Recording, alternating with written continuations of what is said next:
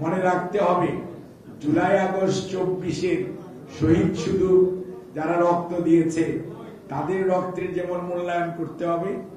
আজকে যারা আমার ভাইয়েরা গুম হয়েছে বিগত 15 বছরে এবং ধারাবাহিক আন্দোলন সংগ্রামে হাজার হাজার মানুষ শহীদ হয়েছে, বঙ্গুত্ব বরণ করেছে, লক্ষ লক্ষ মানুষ কারা নির্যাতিত হয়েছে এবং বিভিন্ন ভাবে ক্ষতিগ্রস্ত, এই মানুষগুলোর অবদানকে অবজ্ঞা করা বা তুচ্ছতাচ্ছিল্য করার চেষ্টা করে বিভাজন সৃষ্টি করে যারা মনে করছেন যে আগামীতে লাভবান হওয়া যাবে অথবা গণতন্ত্রে যাওয়ার পথকে আরো দীর্ঘস্থায়ী করা যাবে, তারা বোকার স্বর্গে বাস করছে। আপনাদের শিখা উচিত, অনেক বাহিনী তৈরি করা হয়েছিল, অনেক আপনার কি জানি বলে আপনার এখন বলি আমরা যে ধারা বর্ণনা রেডি করা হয়েছিল এবং রাষ্ট্রীয় সম্পদ লুণ্ঠন করে এমন ভাবে দেশে এবং বিদেশে একটি সুবিধাভোগী শ্রেণী তৈরি করা হয়েছিল, মানুষ কিন্তু অনেক ক্ষেত্রে খুব হতাশায় নিমজ্জিত হয়েছিল যে হয়তোবা ওদের সাথে আর পারা যাবে না। বিজলি কেবলস এর স্কিন কোটেড ইনসুলেশন আগুন প্রতিরোধী। বিজলি কেবলস, নিরাপদ আজীবন। কিন্তু আল্লাহ তাআলা কিন্তু তার কোরআন শরীফে বলেছেন, আমি মানুষকে অবকাশ দেই নির্ধারিত সময় পর্যন্ত,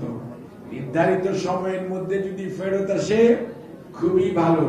না আসলে উলট পালট করে দেই। অর্থাৎ আপনাকে বুঝতে হবে আজকে যারা চেয়ারে বসে অথবা চেয়ারের বাইরে থেকে ক্ষমতার স্বাদ আস্বাদন করে মনে করছেন এটা আরো একটু লম্বা করবেন এবং জনগণকে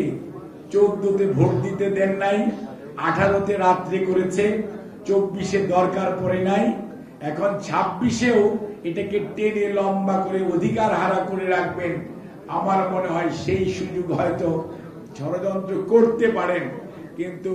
গণতন্ত্রকামী মানুষ আজকে বিএনপির ভারপ্রাপ্ত চেয়ারম্যান জনাব তারেক রহমানের নেতৃত্বে শুধু বিএনপি নয়, গণতন্ত্রকামী মানুষ ঐক্যবদ্ধ এবং দেশের মানুষের আশা এবং ভরসার স্থল গণতন্ত্রের মা দেশনেত্রী বেগম খালেদা জিয়া। উনিও যখন আজকে নির্বাচনে প্রতিদ্বন্দ্বিতা করার জন্য আলহামদুলিল্লাহ ওনার দল ওনাকে নমিনেট করেছে এবং ওনার আগ্রহ আছে গণতন্ত্রকে প্রলম্বিত করার ষড়যন্ত্র এদেশের সাধারণ সংখ্যাগরিষ্ঠ মানুষ কোন অবস্থাতেই গ্রহণ করবে না। কাজেই শ্রমিক ভাইরা মনে রাখবেন, গণতান্ত্রিক পরিবেশ যদি থাকে আমার দাবি আদায় হবে, আলোচনা হবে ওভার দি টেবিল। আর যদি গণতন্ত্র না থাকে, গণতন্ত্র আপনাদের প্রতিনিধিত্ব সেটা যেভাবেই হোক যদি প্রতিষ্ঠিত না হয় এবং একটি গণতান্ত্রিক পরিবেশ নিশ্চিত না হয়, তাহলে আমাদের কেন আপনাদের কেন দেশের মানুষের আশা আকাঙ্ক্ষার প্রতিফলন ঘটবে না। কাজে এই অবস্থায় আমাদের এখন সবচেয়ে বড় দরকার, রাত্রে যেমন সিপাহী জনতার ঐক্য হয়েছিল ঠিক একই ধরনের ঐক্য আজকে আমাদের সকল শ্রেণী পেশার মানুষের দরকার। কারণ আমাদের যারা প্রতিপক্ষ তারা কেউ কেউ স্বাধীনতায় বিশ্বাস করতেন না, কেউ কেউ পিছন দিয়ে ক্ষমতায় যাওয়ার চেষ্টা করেছেন, কিন্তু আপনার দলের প্রতিষ্ঠাতা শহীদ জিয়াউর রহমান এবং মাননীয়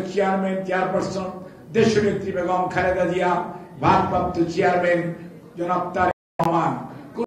আকামিতায় বিশ্বাস করেন না, কোন ষড়যন্ত্রে বিশ্বাস করে না। বিএনপি জনগণের ভালোবাসায় সিক্ত হয়ে দায়িত্বপ্রাপ্ত হতে চায়। সেই লক্ষ্যেই আমরা এই ঘরে যারা আছি, এর বাইরে যারা আছি, সকল শ্রেণীর মানুষকে 7ই নভেম্বরের যে ঐক্য, যে শিক্ষা, সেই শিক্ষাকে আমাদের ধারণ করতে হবে এবং সেই ঐক্য যদি আমরা ধরে রাখতে পারি, আগামী জাতীয় নির্বাচনে 31 দফার আলোকে জনগণের ভাগ্য উন্নয়নের জন্য জনগণকে সাথে নিয়ে দায়িত্বপ্রাপ্ত হয়ে জনাব তারেক রহমানের নেতৃত্বে ইনশাআল্লাহ শ্রমিক শুধু নয়, সারা দেশে আমাদের অধিকার হারা মানুষের সকল দাবির সফল বাস্তবায়ন হবে বলে আমরা আশা করি। আপনাদের সবাইকে অনেক অনেক ধন্যবাদ।